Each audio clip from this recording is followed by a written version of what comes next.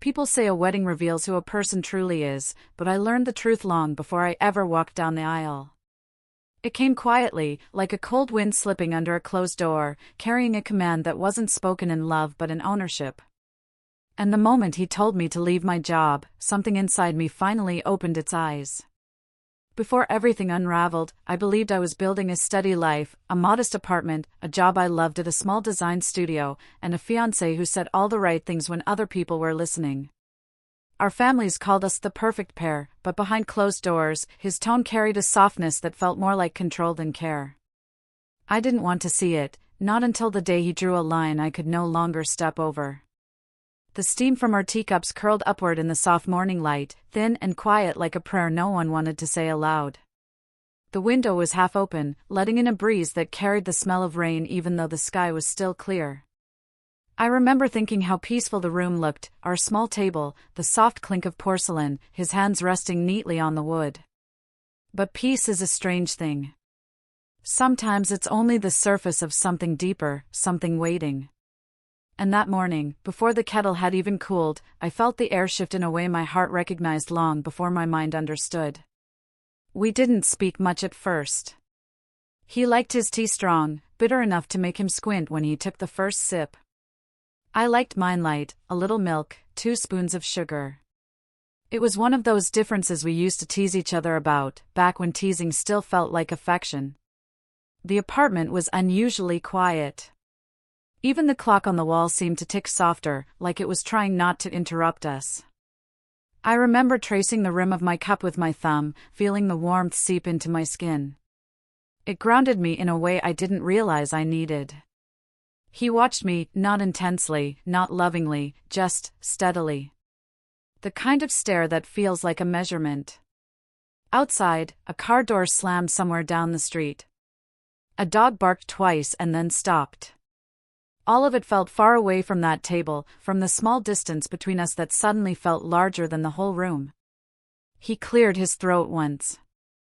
Not because he needed to, but because he wanted my attention. I looked up, waiting for something ordinary, a comment about the weather, a reminder about his mother's call, maybe even one of his half-smiles. But instead, he said it. "You should leave your job," he said, as calmly as someone asking for more sugar. The words didn't rush. They didn't stumble. They arrived with the weight of something already decided. I laughed. Not because it was funny, but because sometimes your body reacts before your heart catches up. But he didn't smile. His face held still, like he was waiting for me to realize he wasn't joking. "Before the wedding," he added, gently stirring his tea.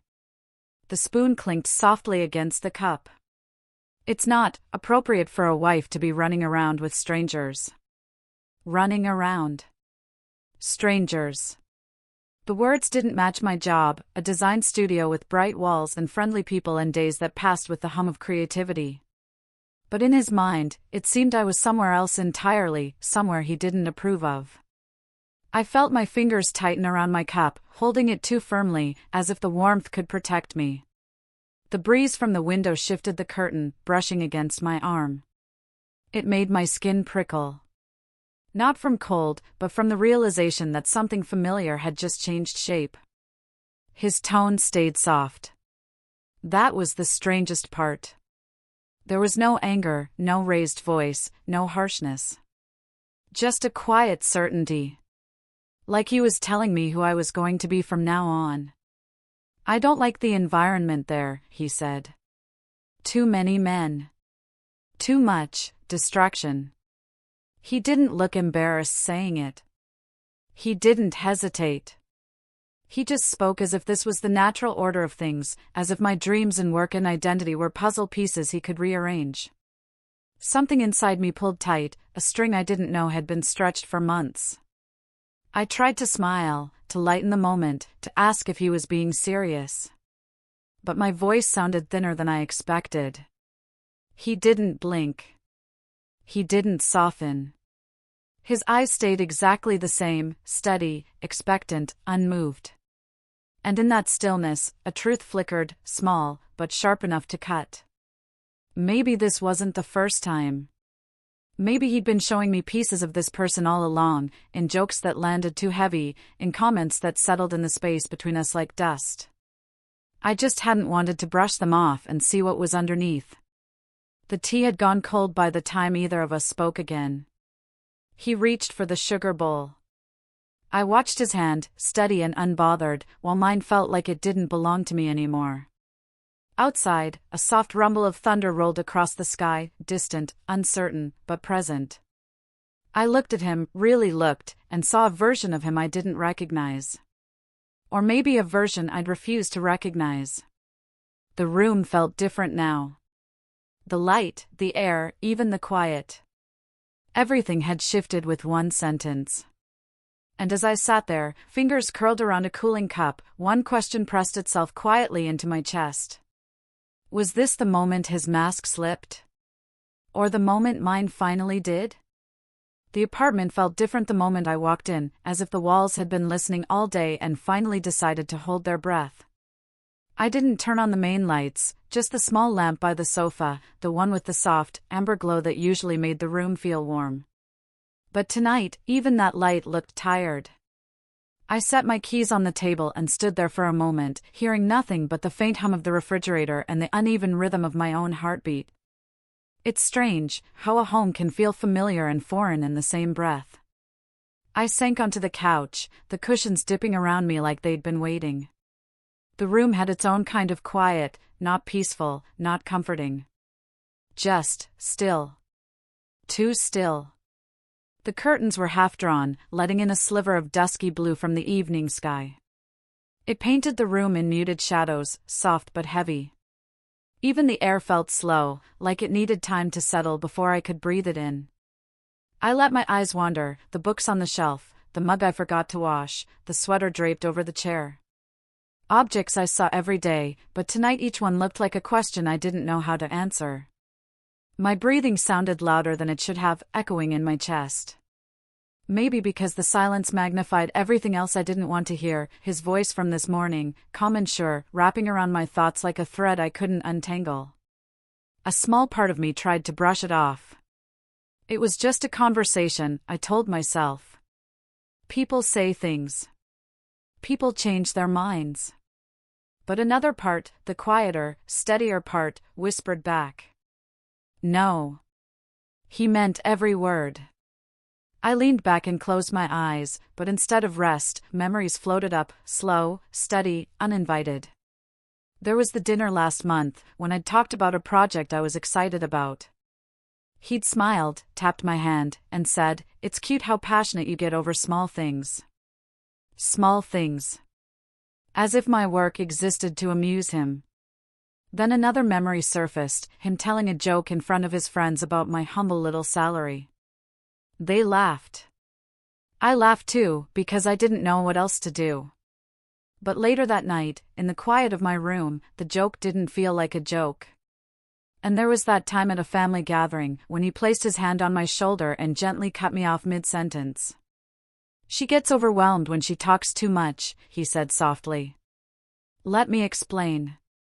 I remember smiling while something inside me curled inward. Each memory settled into place like puzzle pieces I had thrown into a drawer long ago. Tonight, the drawer opened. Tonight, the pieces aligned. Tonight, I finally saw the picture forming. My eyes opened to the dim room again. But it wasn't just dim. It was revealing. I sat up slowly, the leather of the couch warming beneath me. A cold realization brushed the back of my neck like a draft I hadn't noticed before. Had the signs always been there? Had I been collecting them without meaning to? I stood and walked toward the window. The glass was cool against my fingertips. Outside, the streetlights buzzed softly, flickering in that way they do when they're tired.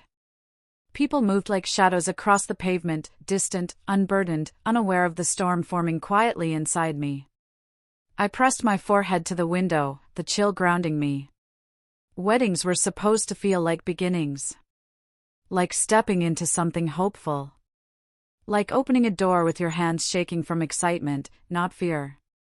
But the closer ours came, the more my stomach tightened. the more my breaths felt shallow. The more I began to shrink inside my own skin. In that moment, a truth floated up, gentle but undeniable. I wasn't afraid of marriage. I was afraid of marrying him. The room behind me felt colder. Or maybe I was finally noticing the cold that had been there all along. I turned away from the window and looked at my apartment, the soft lamp, the shadows on the rug, the quiet that settled like dust over everything.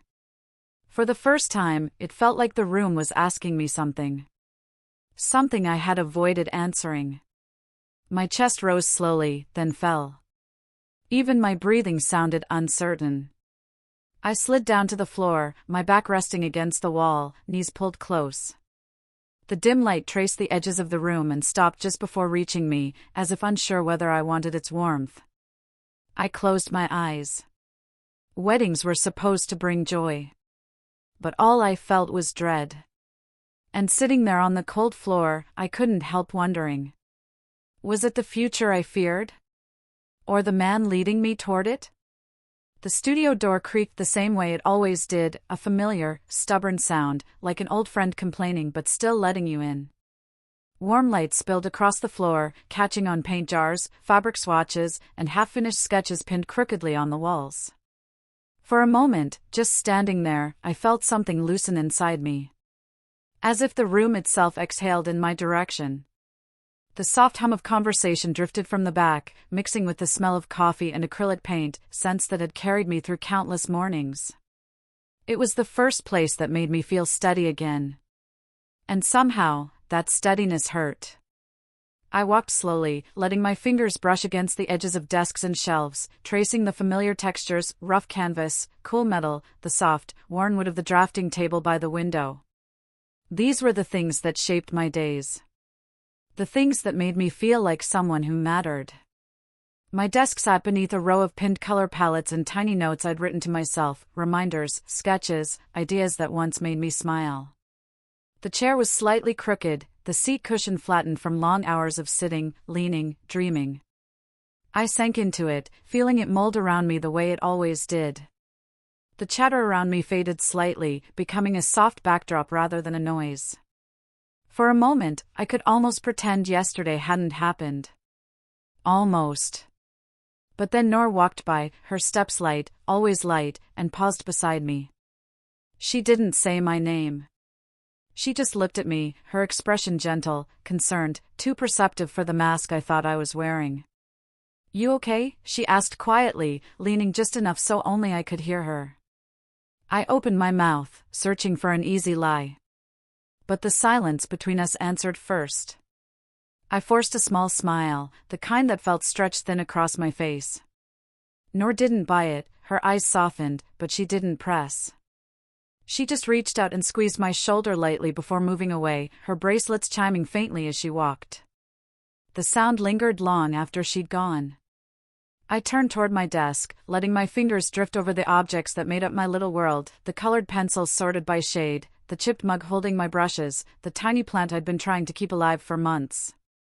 Its leaves leaned toward the window, stubbornly reaching for light. I touched the rim of my mug.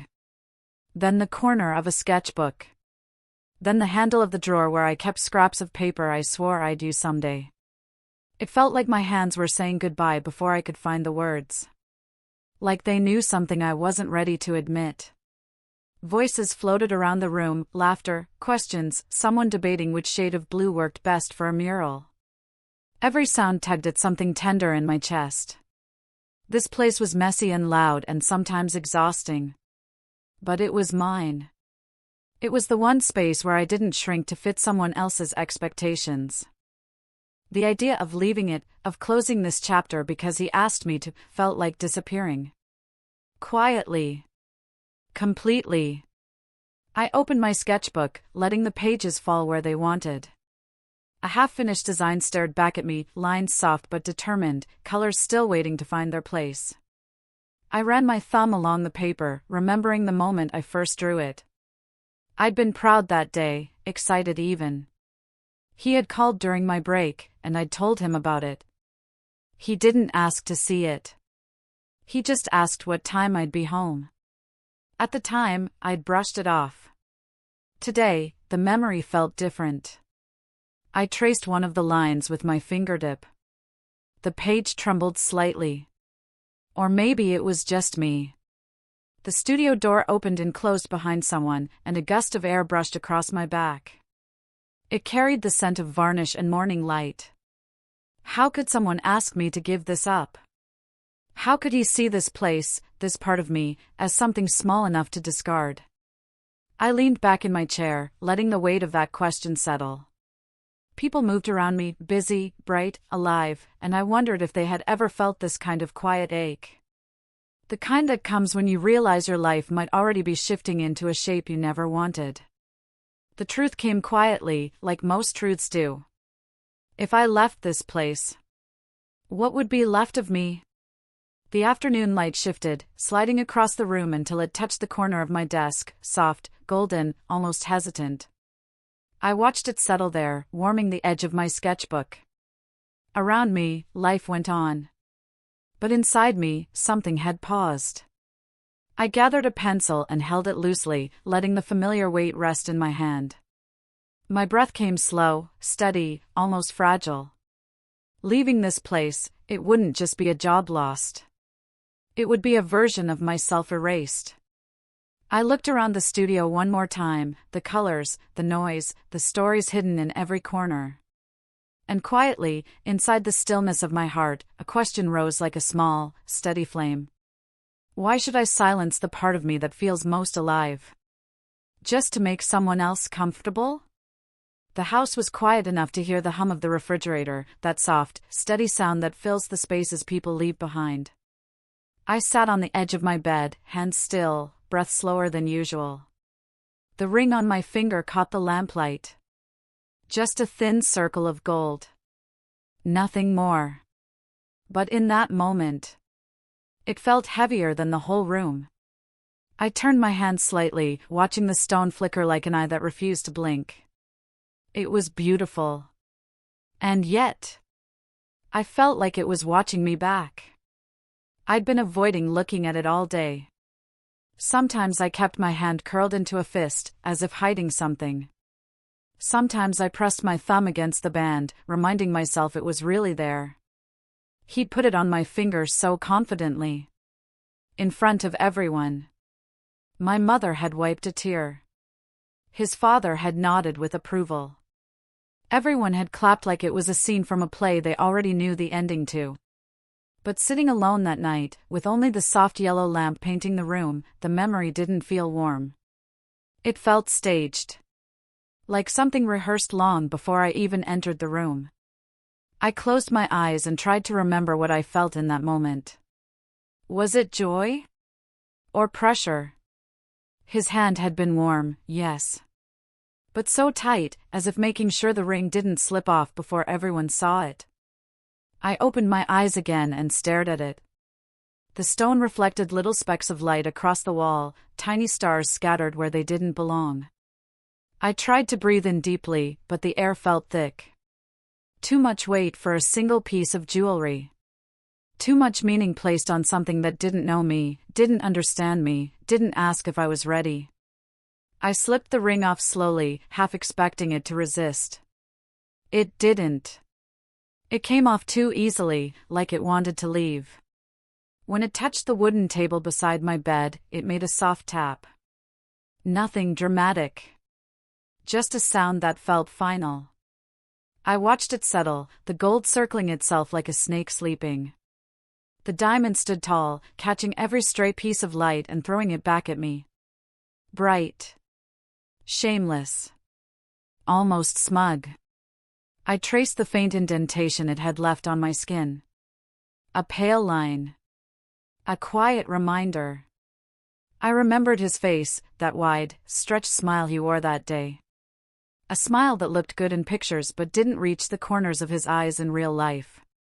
He'd held my hand up for everyone to see, almost like he was presenting something expensive he had just bought. Perfect, he had said. The word echoed now, heavier than the ring. Perfect for who? I leaned back on my pillow and listened to the faint sounds outside, a car passing, a dog barking in someone else's yard. Normal sounds. Everyday sounds. All of them felt more honest than the glittering thing on my table. For the first time since the engagement, I realized how quiet my own heart had been. As if it had been waiting for me to notice something I'd been ignoring. I sat up again, drawn to the ring like it was a question I hadn't answered yet. The room felt colder. Or maybe I was just noticing the truth. Love shouldn't feel like a promise you're afraid to break. It shouldn't feel like a door closing behind you while everyone else claps. I reached for the ring but stopped halfway. My fingers hovered above it. Afraid. Not of losing him, but of finding myself outside the life he'd planned for me. Was it possible to love someone and still feel small beside them? Was it possible to love someone and still feel like you were drifting away? I remembered how he'd held my waist a little too tightly when we took pictures. How he whispered, "You're mine now," in a way that was meant to sound sweet. But something in me had flinched. A small part. A quiet part. But mine. The ring stayed still on the table, but it felt louder now. Like a symbol with too many meanings, none of them chosen by me. My throat tightened. Not from sadness. From clarity. Maybe the heaviness didn't come from the ring itself, but from everything tied to it. Expectations. Promises. A future already built, one I wasn't sure I fit inside. The lamplight softened, dimming the sparks on the diamond. The ring no longer glared back at me. It just rested. I lay down beside it, close enough to see my reflection in the little stone. I looked smaller there. Blurred. Almost disappearing in the shine. I turned my head away. Somewhere outside, the wind moved through the trees, making them whisper against the window. A reminder that the world keeps shifting, even when we pretend it doesn't. I pulled the blanket up to my chin and closed my eyes. The ring stayed on the table. Cold. Quiet. Unclaimed for the night. And for the first time, I let myself wonder. What if letting go didn't mean losing? What if it meant finally breathing? The cafe was colder than I remembered. Not from the air, but from the silence that hung between people, floating like steam that refused to rise. I sat near the window, watching evening light slide down the glass in soft, tired streaks. Cars passed slowly, their headlights blinking like half-forgotten thoughts. Aisha walked in with her usual warm smile. Only this time, it didn't reach all the way. Something in her eyes paused when she saw me. As if she already knew the story sitting behind my quiet face. When she took the seat across from me, the chair made a sound, a small scrape. A sound that felt like the beginning of something I had been avoiding. We hadn't met properly in weeks. Life had been moving fast. Too fast, maybe. His plans, his expectations, his visits that felt like inspections. Somewhere in all that noise, I had forgotten how to sit with someone who truly saw me. Aisha pulled her scarf off her shoulders and wrapped both hands around her cup, letting the warmth settle into her fingers before she spoke. "You look tired," she said softly. Not judging. Just noticing. I nodded. The truth was sitting right behind my teeth, but my voice had grown quiet these past months, like it was learning to hide. I took a sip of coffee, letting the bitterness remind me I was still here, still awake. Outside, a little girl pulled her mother's hand, pointing at something only she could see. The simplicity of that moment made something inside me ache. Aisha leaned forward slightly. "Is everything all right? With you, and him?" Her voice wavered on the last word. Just faintly. As if she already suspected the answer, but didn't want to say it out loud first. I looked at my hands on the table, still bare, ring left at home on purpose. The space around my finger felt lighter than it should have. A freedom that frightened me. "I don't know," I whispered. And for the first time in weeks, I meant it. When I finally told her the whole truth, the quiet parts, the parts one had swallowed, she didn't gasp, or widen her eyes, or cover her mouth like people do in stories. She just exhaled. A slow, heavy breath that carried more understanding than anything she could have said. "Aisha?" I asked, noticing the hesitation in her posture. Her fingers tapped the cup once. Then twice. A rhythm filled with things she was trying to gather into words. "I don't want to upset you," she said. Her voice softened. "But I noticed things. Before." My stomach tightened. "What things?" She looked down, tracing the rim of her cup. "The way he talks to you sometimes. The way he looks at you like he's checking something, not admiring it." She swallowed. "And the way he always stood a little too close, even when you were uncomfortable." The cafe seemed to shrink around me, walls leaning in, listening. A group behind us laughed loudly, but their joy felt distant, muffled. Aisha continued, choosing each word with care. "There was this moment at your engagement dinner. You stepped toward us, me, Sarah, and Hina, and he pulled you back." Her eyes lifted to mine. "He held your wrist tight." I remembered it. But in my memory, it was just a flicker, something I brushed aside, like dust you pretend not to see. Hearing it from her made it real. Too real. Aisha leaned back, breathing in deeply before she spoke again. "I thought maybe I misunderstood. Maybe he was just nervous. Maybe I was reading too much into it." Her voice broke for a second. "But I've seen that look before." Her words landed slowly, one by one, like stones dropped into a still pond. I stared at her, trying to steady my breath. "What look?" She hesitated. Then gave the answer in the quietest tone I'd ever heard from her. "Possessiveness. Disguised as love." The room felt colder. My chest tightened as if her sentence had pushed something heavy into it. I ran my finger across the table's wooden edge, feeling every small groove, grounding myself in the texture. Aisha continued, "He doesn't like when you talk to people too long. He doesn't like when plans don't include him. He doesn't like when you shine without him standing there."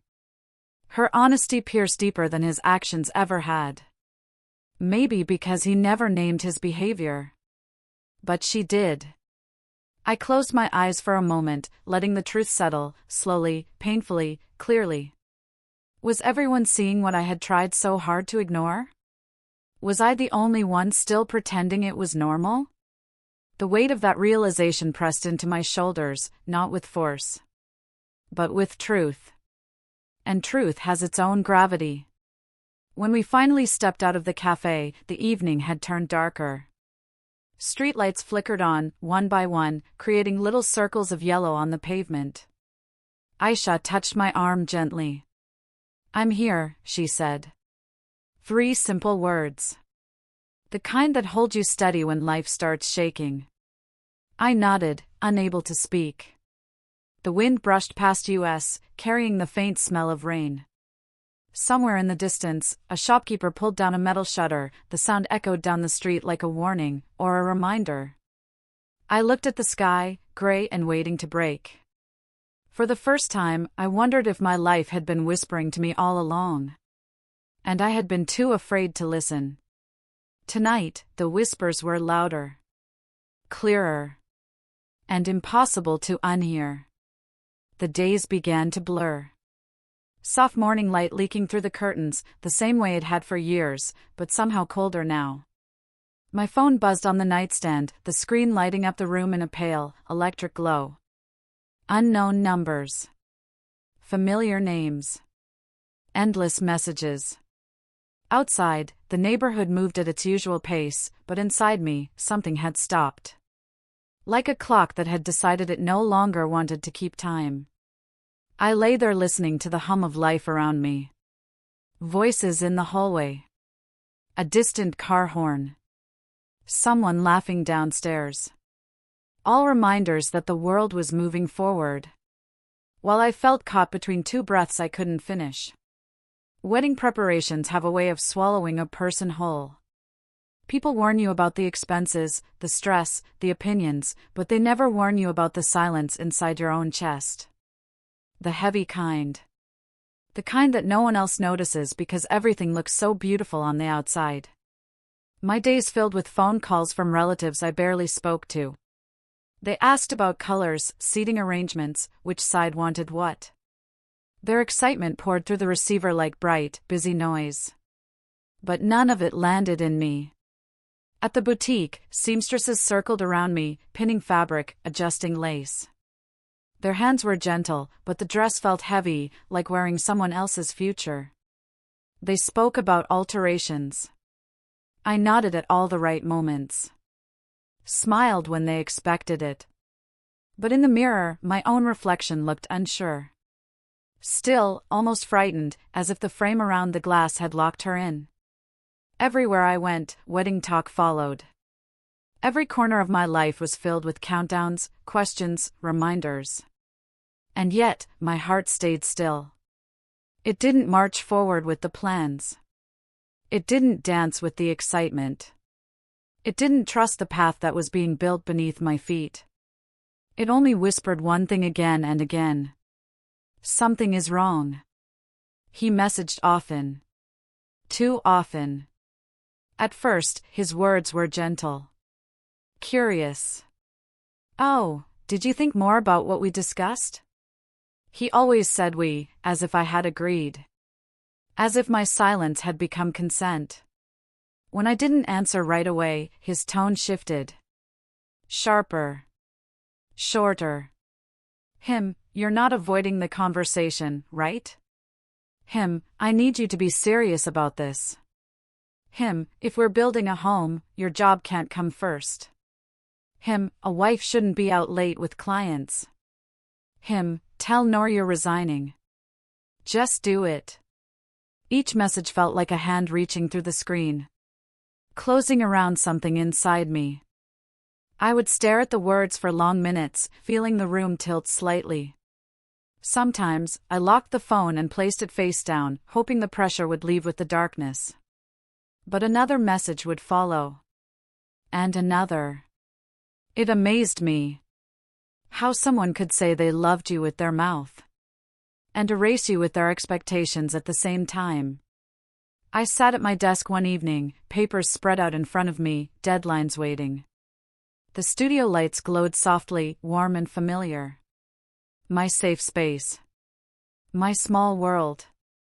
But even there, his messages found me. My thumb hovered over the keyboard. I typed a few words. Deleted them. Typed again. Deleted again. Nothing felt strong enough. Nothing felt safe enough. And a strange, quiet thought took shape inside me. This isn't what love should feel like. One afternoon, after another round of dress fittings, I stopped at a quiet street corner. Evening light brushed the buildings in soft gold, but none of it touched me. Inside, everything felt dim. A florist's shop window caught my eye. Bouquets lined the glass, roses, lilies, jasmine. Wedding decorations hung above the door. A sign read, "For the happiest day of your life." I stood there longer than I should have. A couple passed me, holding hands, laughing. Their ease stung a little.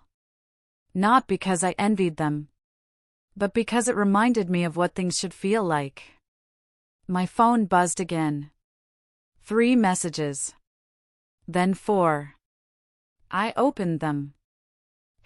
You're making this harder than it needs to be. I don't like repeating myself.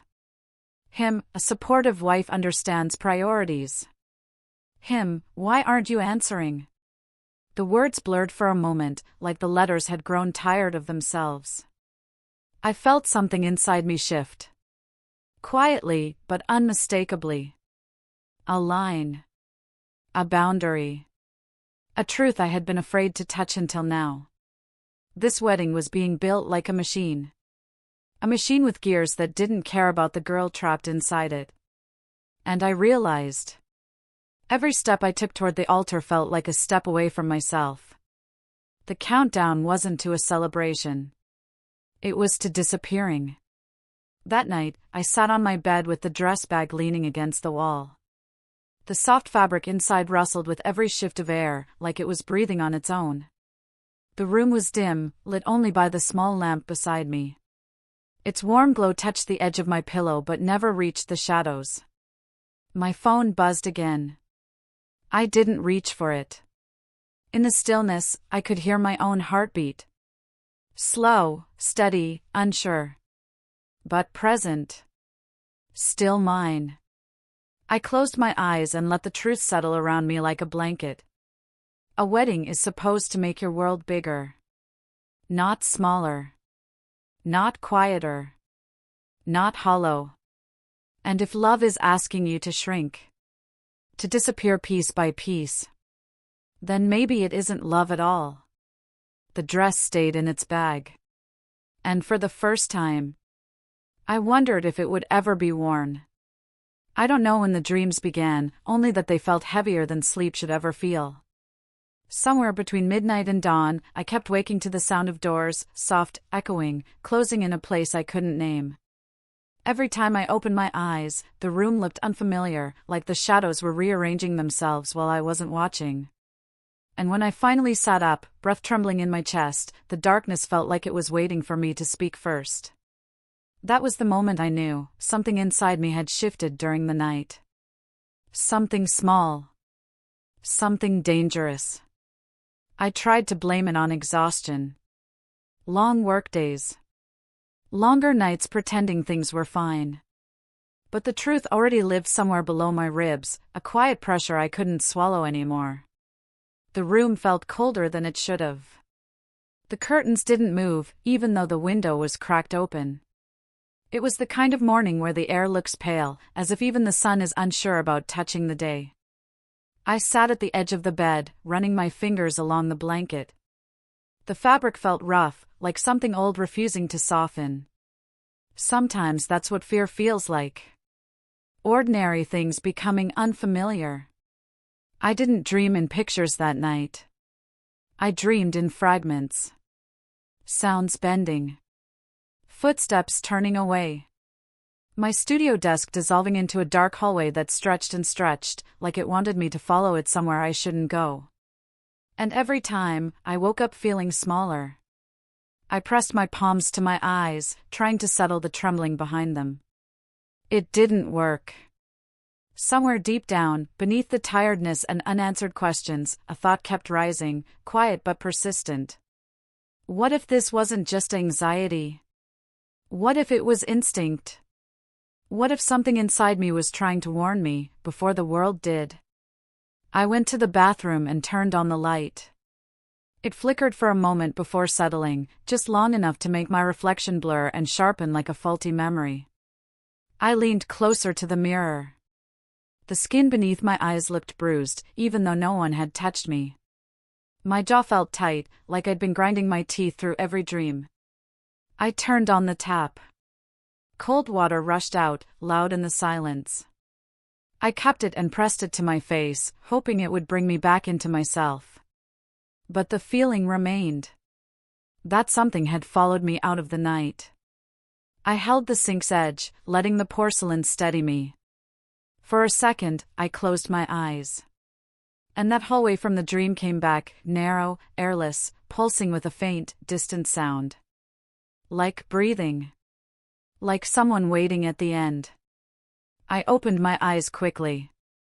A small laugh escaped me, thin as thread. It didn't sound like me. Maybe I really was just tired. Maybe the stress from the studio, the deadlines, the silence from people who once valued my voice, was sinking into my sleep. But then my chest tightened again, sudden and sharp. The same feeling I had inside that dream. As if every direction in my life was being pushed into a single corridor I didn't choose. I dried my face and stepped back, but the mirror didn't let me go easily. It held my reflection like it wasn't finished with me yet. I walked into the kitchen, hoping the ordinary things would calm me. The hum of the refrigerator. The soft clink of the kettle when I placed it on the burner. Morning sounds that usually stitch me back together. But today, even the kettle seemed hesitant, as if the metal remembered something I didn't. As it warmed, I leaned both hands on the counter and let my shoulders fall. A slow breath came, but it didn't reach all the way down. The dreams weren't just dreams. I could feel that now. Not clearly, not in words. More like a warning whispered underwater. I remembered one moment from the night. A door closing, not loudly, but with the finality of someone choosing a side. I didn't know whose door it was, or why it felt like it was shutting on me. The kettle still hadn't begun to whistle, but a knot tightened in my stomach anyway. The same knot I felt yesterday when I walked out of the studio. When voices I trusted softened in places they shouldn't have. When my desk felt like it belonged to a stranger. A quiet truth settled then, the kind that doesn't ask permission. My life wasn't expanding anymore. It was narrowing. And I had ignored the signs until they followed me into my sleep. The kettle clicked off before it could whistle. Like even it didn't want to make noise today. I poured the water slowly, watching the steam rise in thin, trembling lines. The light coming through the window was dull, barely touching the cup, barely touching me. I held the tea between my hands, letting the warmth soak into my palms, even though the rest of me still felt cold. Some mornings tell you the truth gently. This one didn't. It sat across from me, quiet and unblinking, like it knew something I wasn't ready to admit. I took a breath that didn't calm me. Another that didn't steady me. Then the thought returned, clearer now, almost spoken. Maybe this wasn't fear. Maybe it was the beginning of knowing I needed to run, before the hallway in my dreams became real. The cup trembled slightly in my hands. And the day, whatever it held, waited at the edge of the silence. The afternoon light was soft, almost kind, stretching across the floorboards like it didn't know what was about to happen. I stood by the window, hands trembling against the glass, watching the shadows lengthen toward evening. There was a stillness in the house, the kind that settles right before a storm chooses its direction. I didn't hear his footsteps at first. Only the quiet shift of the air behind me, telling me he was there. And for a moment, a very small moment, I hoped his face would soften when he looked at me. But hope is a fragile thing. It breaks quickly. We hadn't spoken properly in days. Just the usual exchanges, the ones that taste like routine more than care. A cup placed on a table. A door closed without meeting my eyes. Two people moving through the same rooms but carrying different storms inside them. I kept replaying my dreams from the night before, those narrow hallways that made breathing feel like a borrowed privilege. Something inside me had tightened, like a thread pulled too far. By evening, I knew I couldn't hold it anymore. Silence is heavy when it sits between two people who used to share everything.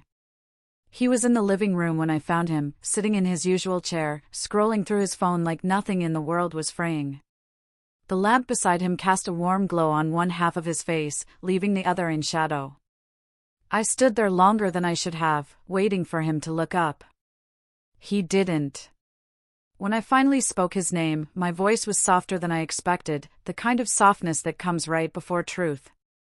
He lifted his head slowly, not with curiosity, but with inconvenience. As if whatever I had to say could wait. As if I could wait.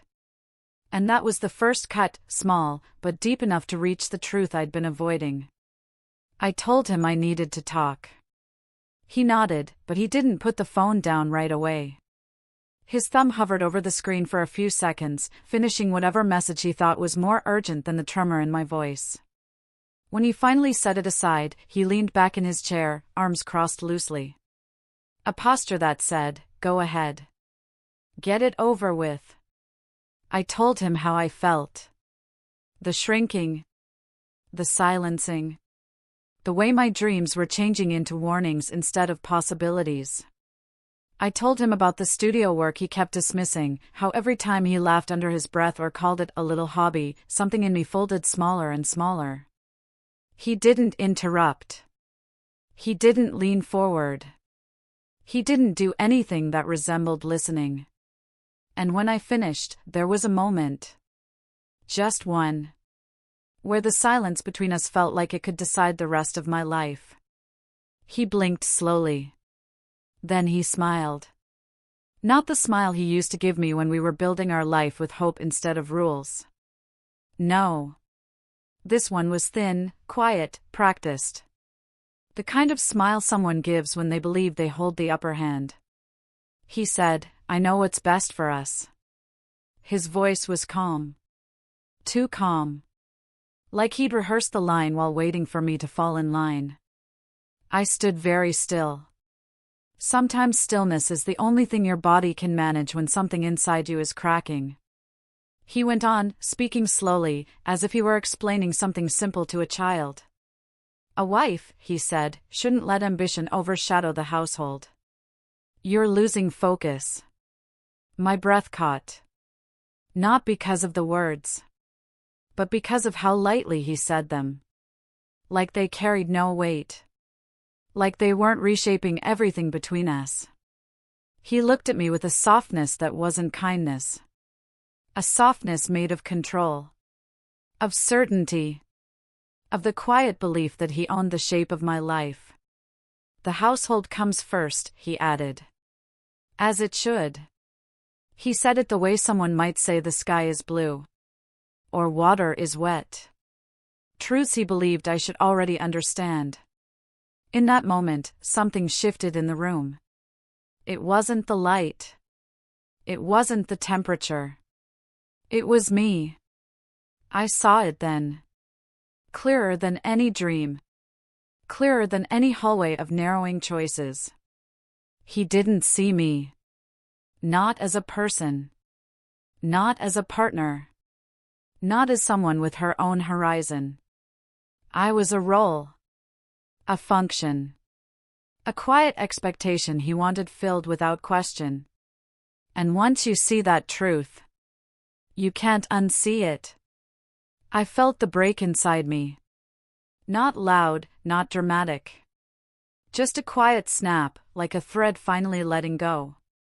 He kept talking, something about balance and priorities, but his voice faded into a distant hum. I looked at his face. The calm, the confidence, the certainty. And I realized I wasn't afraid of losing him. I was afraid of losing myself. The room felt smaller, the walls inching closer, echoing the hallways from my dreams. I stepped back, gently, as if any sudden movement might shatter what little remained between us. He didn't notice. He didn't even look up again.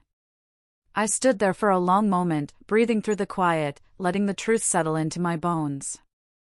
How do you stay with someone who doesn't see you standing beside them? I didn't have the answer. But I knew the question would follow me into the next chapter of my life. Waiting for me to choose. The world was still asleep. A thin, pale blue wrapped the horizon, the kind of light that doesn't make a sound but makes everything visible anyway. I sat on the edge of the bed, hands resting on my knees, feeling the quiet hum of the house around me. Outside, a single bird stirred, but inside me, there was silence, not empty, but full. Something had shifted overnight. Not loud. Not dramatic. Just clear. The choice I had been running from suddenly felt close enough to touch. And for the first time in weeks, the air didn't feel heavy. Sleep hadn't been kind these past nights. Dreams had twisted and turned, hallways stretching into nothing, voices fading into walls I couldn't see past. I woke each morning feeling smaller, like the room itself was pressing closer, reminding me of all the decisions I hadn't made. But today was different. The blue light in the room felt like a hand, gentle but insistent, nudging me toward something I had avoided for too long. My apartment smelled faintly of coffee from yesterday, a soft reminder that life moves even when your heart hesitates. I could hear the faint hum of the refrigerator, the distant creak of floorboards in the hallway, small, ordinary sounds that somehow grounded me. I looked at the engagement ring on the dresser. Its sparkle seemed sharper in this light, almost daring me to pick it up.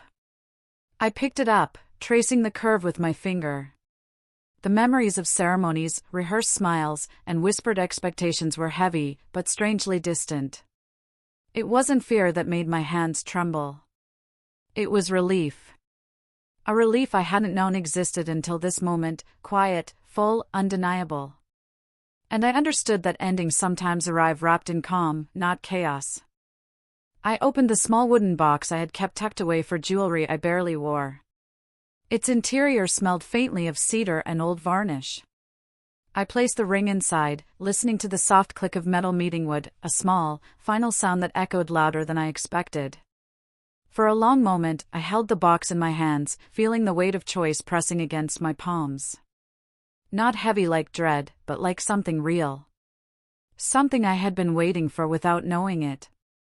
I thought about the studio, the sketchbooks I'd tucked in the corner, the brushes still stained with color from yesterday's work. About my friends, my routines, my laughter that had grown quiet under someone else's expectations. I didn't hear a single word from him. No messages. No reminders. The absence was sharp, but it didn't hurt. It made room. Room for me. I closed my eyes, inhaling the soft, early morning air. It smelled faintly of rain from last night, of coffee, of the city waking slowly. The trembling in my hands didn't stop. And yet, for the first time, it felt like freedom, a pulse of life returning to a place I'd forgotten existed. I thought, maybe endings aren't always loud. Sometimes, they arrive like sunlight, filling the gaps you didn't know were empty. I set the box on the dresser, staring at it as though it were a mirror. The ring was gone from my finger, but it wasn't lost. It was contained, held in a small, quiet space that belonged to me. The memories of the past weeks, the ultimatums, the quiet intimidation, the nights of restless dreams, floated up gently, without rage, without grief. I let them sit beside me like shadows. Acknowledged them. And then let them go. I walked to the window and pressed my palms against the glass. The city was waking, the sky a gradient of blues and pinks. Birds moved in loose formations. A distant horn reminded me life moves, whether you stay frozen or step forward. For the first time in months, I felt the clarity I had been searching for. It wasn't about anger. It wasn't about revenge. It wasn't even about him. It was about me. About noticing the life I was entitled to, full, unshaped by someone else's idea of what I should be. I realized that love isn't meant to suffocate. It isn't meant to erase the edges of who you are. And if it does, then it isn't love. I leaned back against the wall and closed my eyes. Let the decision sink in, like a stone finally finding water after falling too long.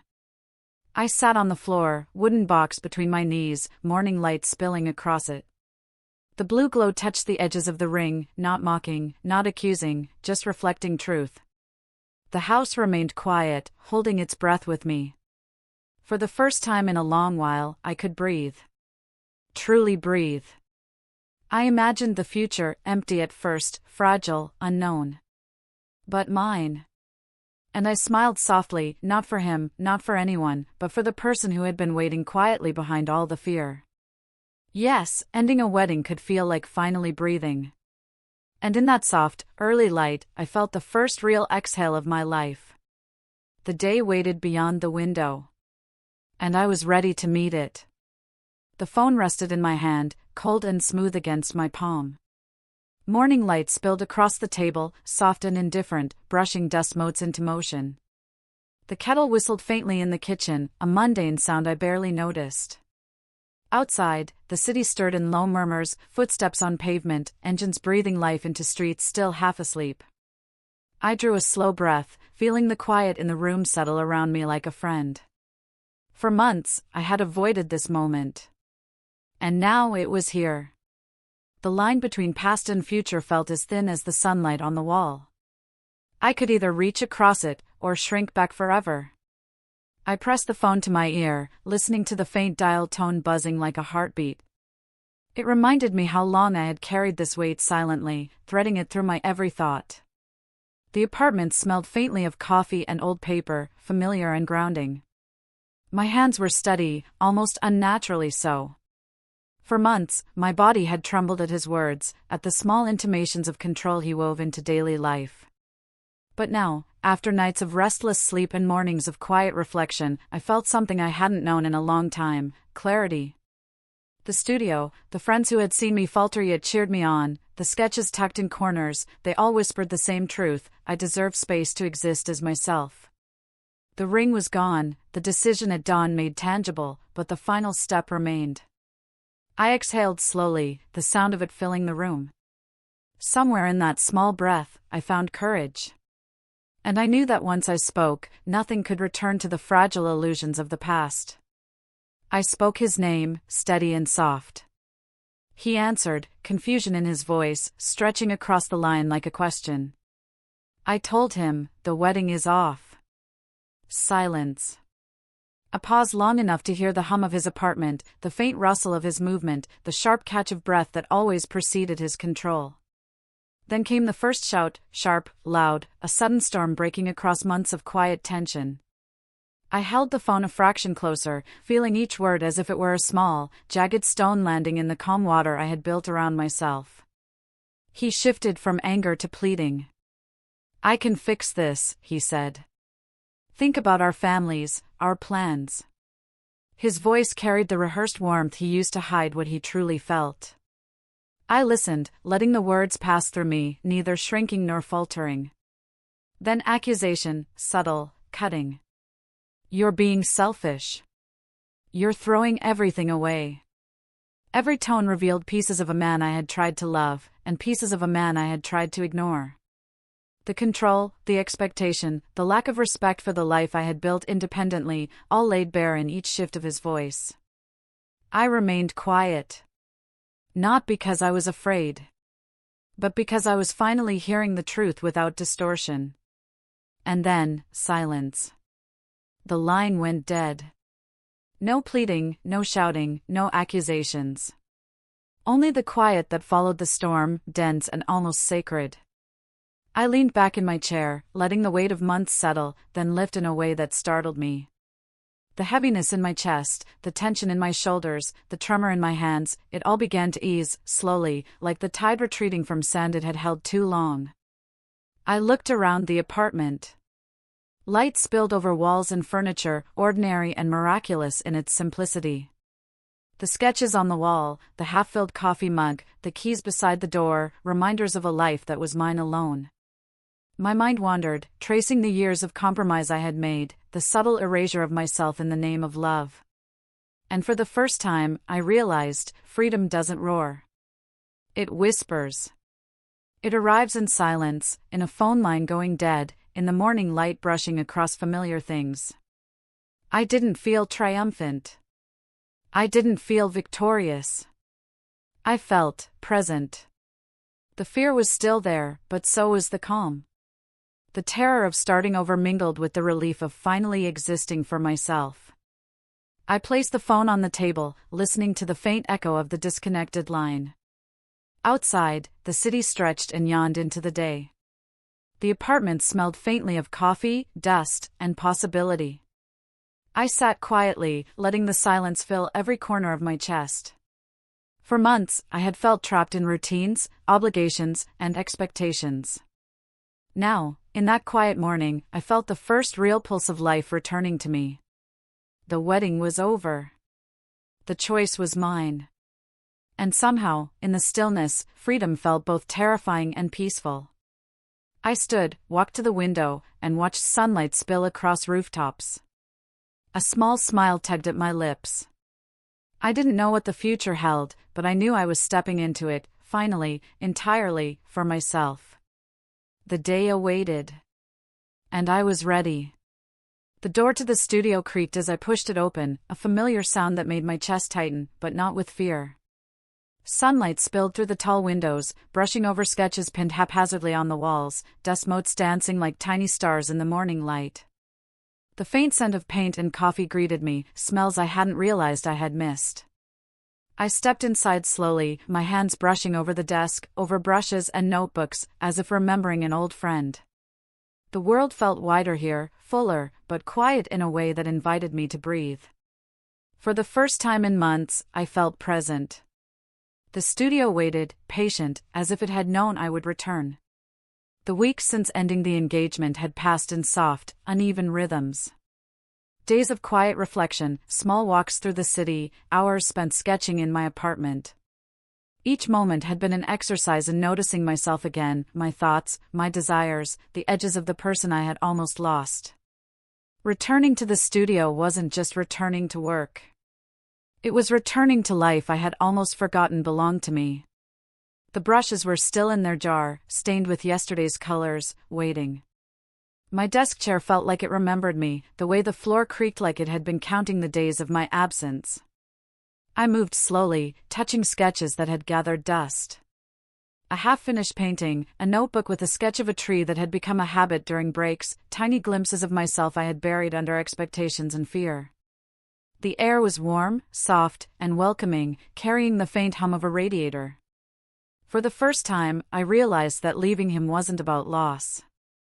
It was about reclaiming small fragments of life I had abandoned. And now, standing here, I could feel the stirrings of curiosity, possibility, and quiet hope waking inside me again. I sat at my desk, hands hovering over a blank sheet of paper.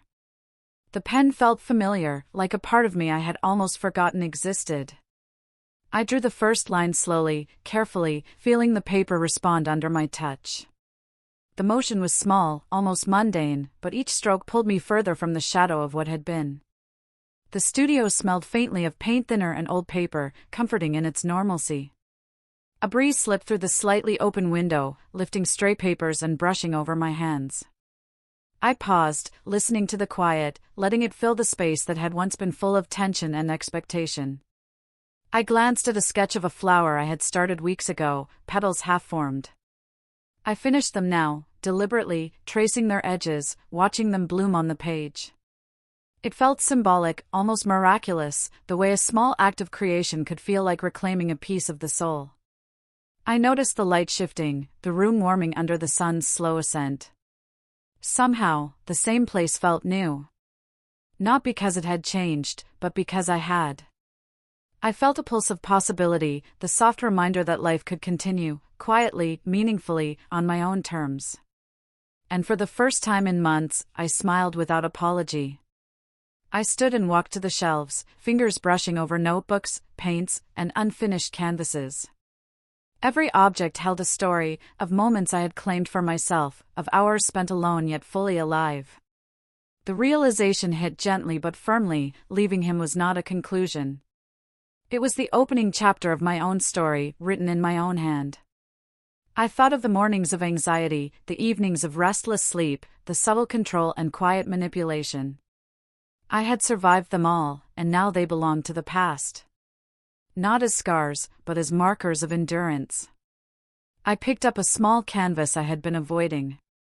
It was blank, except for faint pencil marks, a landscape I had imagined but not yet committed to. I inhaled, letting the scent of paint and wood settle in my chest. Then I began, slowly at first, then with increasing confidence. Lines became shapes, shapes became shadows, shadows became light. With each stroke, I felt the edges of myself returning, solidifying, expanding. I realized that freedom didn't demand grand gestures. It arrived in the small choices, the quiet moments, the courage to begin again. And now, standing on my own 2 feet, the world was no longer a place that confined me. It was a canvas waiting for me to explore. I stepped back from the canvas, paint-stained hands trembling slightly. The morning sun caught the edges of the new work, highlighting colors that had lain dormant in my imagination. The studio felt alive, welcoming, patient, a place that had waited while I remembered who I was. I looked out the window at the city waking, at rooftops and streets bathed in light. For the first time, I didn't feel small, erased, or confined. I felt possibility, wide and unclaimed, stretching beyond the walls around me. Leaving him hadn't been the end. It had been the beginning of something I could finally call mine. And as I returned to my desk, brush in hand, I felt a quiet, thrilling question take root. What else might I finally become? The day awaited. And this time, I was ready to meet it entirely, for myself.